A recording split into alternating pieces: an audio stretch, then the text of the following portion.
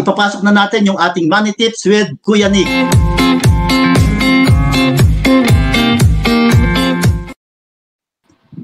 Hi! Yes, good morning mga Creamers. Good morning Kuya Prof. Thank you very much. No? For today, medyo nagutom ako dun sa kwentuhan nyo ni Kuya Ome saka ni Ate Malu. No? Sa lahat ng mga subscribers mo saka nanonood sa atin ngayon na nasa Valenzuela area, try out nyo yan. Try out nyo yung kanilang burger, no? Ang lalaki. Nakita ko yung, Kuya Prof, parang Volkswagen ba yon? Para talagang yung, dati coaching Cuba, pero ngayon, kakainin mo. So, very, very enticing, no? Masarap. Yes. Pag nagawi ako, dyan, nasa South tayo, so nasa North kayo. Pag nagawi ako dyan, for sure, bibisitahin natin yung Lamborghini and Maserati. Yes. Napakaganda, yes. No? At Kuya Nick, pag bumisita ka dyan, Kuya Nick, dyan tayo magkita. Yeah. Oo. At syempre, dahil ikaw yung bumisita, ikaw yung taya.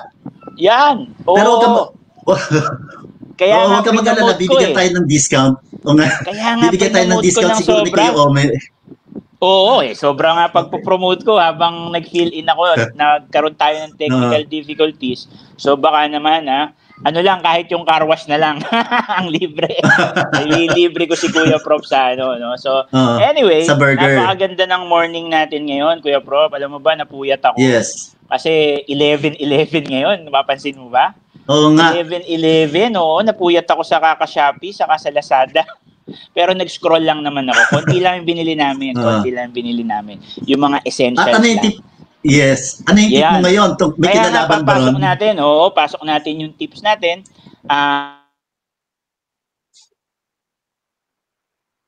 Mong isiping nakatipid ka.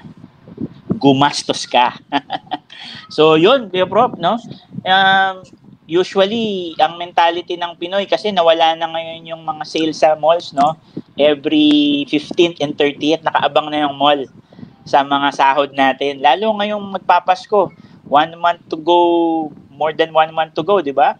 So, usually yan tayo nagsha-shopping.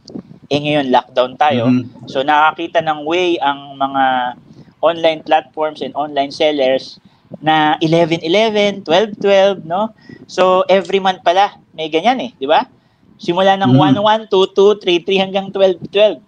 So, you are building a discipline of expense lang ng expense. Nothing wrong about it, baka kasi mabash tayo, Kuya Prof, baka sabihin nila, ang plastic naman ito, siya nga shopping.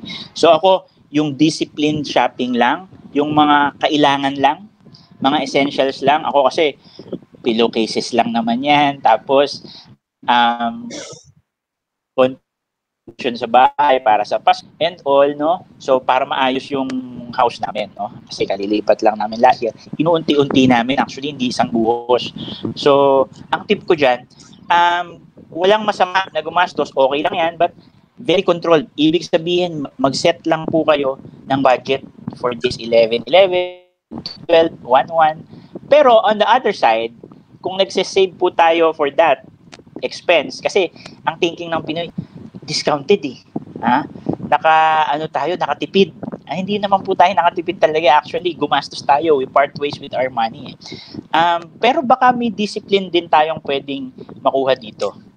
Every 1-1, 2-2, 3-3 hanggang 12-12, you set aside some money to invest for yourself, for your future, protecting yourself by life insurance and investing in mutual funds. Di ba?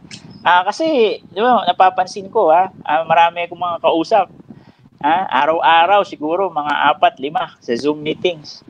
Ang karamihan, mostly naman, nakakakuha ng investment with life insurance, pero ang daming lalo na iba, wala pang pera, sa susunod na lang, saka na, no? Medyan, yung procrastination na yan yung nagdudulot ng sa atin we laid back, tayo, atrasado, kumbaga, hindi tayo pumaprogress. Bakit? Kasi hindi tayo nagbi-build ng discipline on savings. And I can offer a free financial financial coaching sa mga viewers natin. Just like at Nick Nepo Financials. Ayan po. That's my Facebook page. And you can comment din below. Lalo yung mga viewers natin, Kuya Prof, tama ka ha, mga viewers natin. Nakikita ko dito sa live natin medyo kasi back to work ng mga tao eh. Pero mostly before sila matulog o kaya lunch break, no? Tayo pinapanood nila, and thank you very much sa lahat ng nagsusubscribe yung Prof TV at nanonood sa amin, ano. So yun po yung tips natin ngayon. Build a discipline, no, na in such a way na consistently, katulad ng pagwa 1-1, 2-2, 12-12, 11-11 natin, magtatago tayo ng pera para sa future natin. And if you want to know more about that, kung discipline doing it and the step-by-step procedure on investing nang hindi kayo mai-scam po, we are partners with BPI Asset Management and Security Bank. I'm Nick Nepomuceno po from FWD Life Insurance. Thank you very much, Kuya Prof. Good morning. Okay, maraming salamat sa binahagi mo yan, Kuya Nick, no? Siyempre, pag gagastos ka, dapat iyon yung natira dun sa savings mo tulad nung advice mo before. Natin, Income minus investment is equal to savings. So, yung matitira sa kalang natin gagastusin, at sabi mo nga kanina, mag-ipon ka para doon sa gagastusin pagdating ng 11-11 or 12-12, di ba? Yes. Kasi ngayon 11-11 pa lang. Yes. Oo, sakto nga tayo 11-11, no? So, maraming 11-11. Kasi maraming kumuha ng voucher ng 12 a.m. Ako, binili ko. Kuya Prof, to share with you, ang unang binili ko pagpatak ng alas 12, yung diaper ng anak ko. Oo, for the whole month na. So, susunod kong bili sa 12-12 na ulit. 12-12 na, oo. Yes. Iyan yung wise spending, no? Iyan yung wise spending. Yes. Tama naman. And wala naman masama doon. We need to balance We need to balance din our expenditure and yung life natin, kumbaga, no? So dapat wise tayo bumili, no? Kasi meron doon, nakita kong screenshot na share sa Facebook, nagkamali yung seller. Sabi ng seller, sa regular price 3,500, pero sa 11-11 3,700 na siya. So, tumaas pa. Nagkamali. Hindi pala discount. Tumaas yung presyo. Anyway, we should digest din ano yung kailangan natin.